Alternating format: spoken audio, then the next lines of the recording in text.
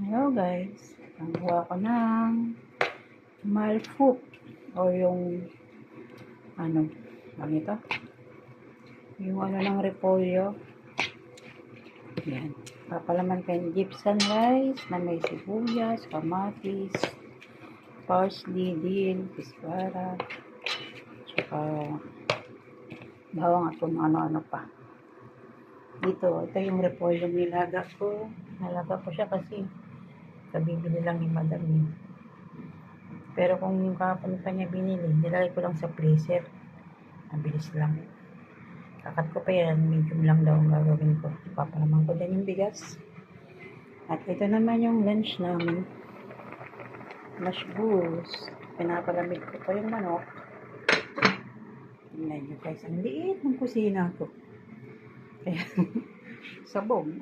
Ay, walang ibang paglagyan, kundi itong side lang na to eh. Ayoko nang lumabas sa labas. Kaso, dito na para isang kalatan lang.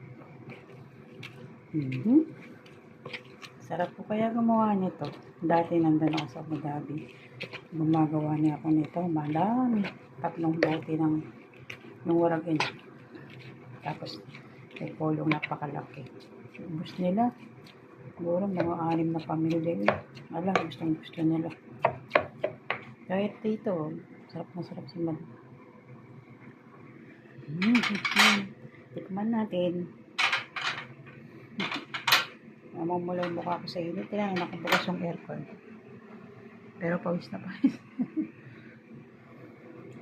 Ipot kasi lang nga. Kasi na nga. Tikman natin. Yummy na. Di pa luto.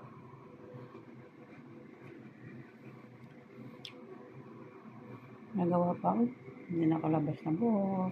Nanganap na ayusin.